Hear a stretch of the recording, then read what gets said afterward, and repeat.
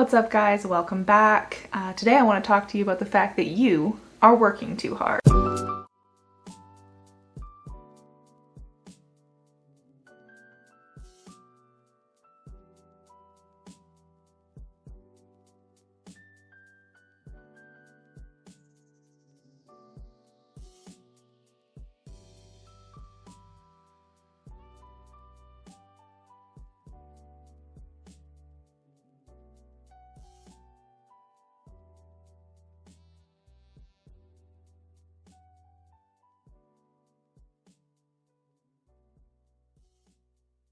Is that title clickbait? Probably. But today I'm going to talk to you about the fact that you are working way too hard. We are on to the fourth video in my series on deconstructing capitalism. And what I want to get into is the idea that you're working too hard. We have this very intense culture, especially in like corporate jobs and stuff like that, where you are expected to give 110%, which is problematic for a number of reasons. Like you can't operate from a deficit. So if you're trying to give 110% in all areas of your life at all times, like you're setting yourself up for failure from the very beginning. The idea of giving 110% all the time is a really unrealistic expectation. You set yourself up for feeling inadequate. You set yourself up for feeling like you are letting yourself down, like you're letting other people down, when in reality, it's just not doable. Human beings are bad at multitasking, and there's all these articles out there and all these things, oh, learn how to multitask, but like fundamentally it's not something that we as like sentient apes are able to do. Your brain can't deal with it. And I think that one thing we need to address is the idea of the amount of stuff that is realistic for a person to do. I know so many people that work multiple 6-day weeks. They are going in and working when they're not supposed to be. They end up working till 7 or 8 o'clock at night. And I think that that's become really normalized, and it's actually really concerning. I remember my old job before I left. Like, I think if you guys have been around from the beginning, like I quit my old job about a year ago, and I took a couple of months off before we moved. And I remember having this conversation with my boss when I worked there, and it was really wild. She was talking about how, well, I don't say no to anything. They had just been piling more and more work on us. At the beginning of the pandemic, they laid off a ton of people and then had a really hard time hiring anyone again. And doing virtual training was like a hard thing for them to set up. So they just kept piling more and more and more work on our department without any compensation other than like a thanks so much. And then there was the expectation that we were going to do all this overtime. And people burnt out really quickly. There was huge amounts of absenteeism. People were furious. And I remember my boss getting really upset because I kept saying no to this overtime because I didn't want to be there at all, let alone extra time. And she's like, well, I don't question why or say no to things. When people ask me to do something, I just do it.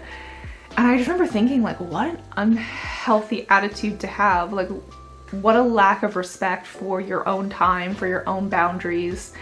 And just the idea that like, oh, you shouldn't say no, you should just say yes all the time. Like, no, you shouldn't operate in any area of your life that way.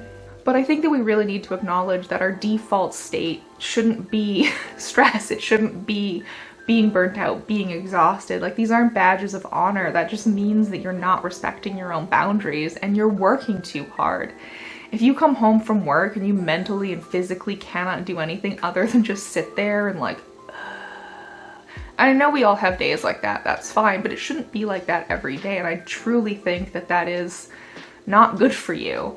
And the reality is that is something that you've internalized. We internalize these messages of like what our time should be and what's normal and what's healthy. And the reality is these things are designed intentionally in the, going back to a previous video, in the propaganda that we see through culture and TV.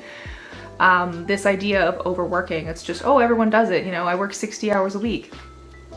No. And then it just becomes a matter of like, what are we gonna do about this? And for me, I think that it is really important for you to respect your boundaries and respect your time.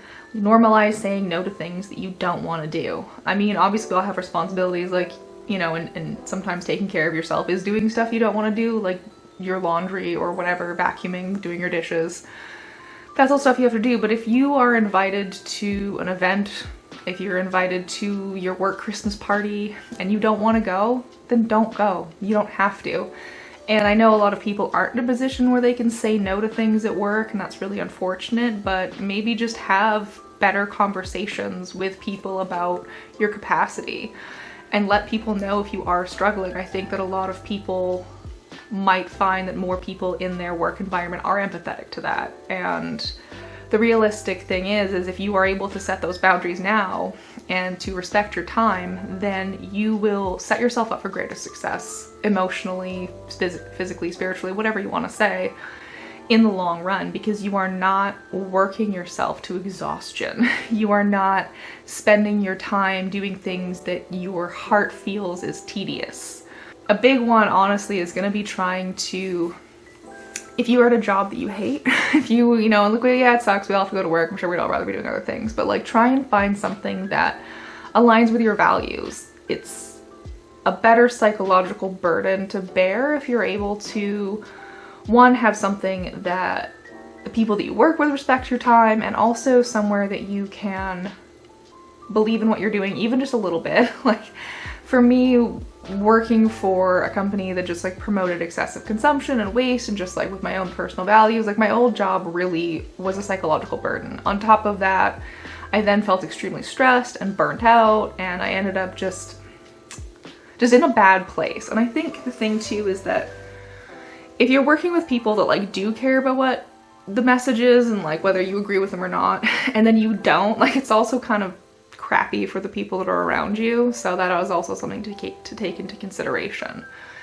The big thing is really just understanding like why you feel this way, and like the outside pressures to work, to spend your time being productive and giving 110%. That's not, like that's external. You've internalized this because, you know, capitalists want a capitalist, you know? And so we just have to step away from that, recognize what's going on around you, and normalize just saying no to stuff. Spend your time how you want. Spend your free time working towards a life that's going to fulfill you. And I have my own goals, my own dreams, and things like that. And it isn't working a 9-to-5. It isn't spending the rest of my life in a cubicle feeling my soul leave my body. That's just not where I'm at with what I want to be doing. But I work for a place that I enjoy the people that are there, and it's helping me to achieve an end, and that's kind of how you have to look at it. Get into a place where you can spend your free time building a life that you want, and stop trying to give 110% at a job. It's not realistic. You're not being fair to yourself. The reality is that we all have to participate in the Matrix, and there's ways you can take care of yourself, there's ways you can protect your space and your time and your sanity, quite frankly, and that's something that I'm going to talk about in my next video, and we're going to talk about practicing self-care in the Matrix. Anyways, I hope that you learned something from this. Please subscribe if you want to see more. Please like the video if you like my content. You can also find me on Instagram, and I have a TikTok now because that's what the cool kids do, and that's a lot more on Hinge, so if you like that, check it out. Anyways, guys, I will see you in the next one, and we will talk about self-care in the Matrix.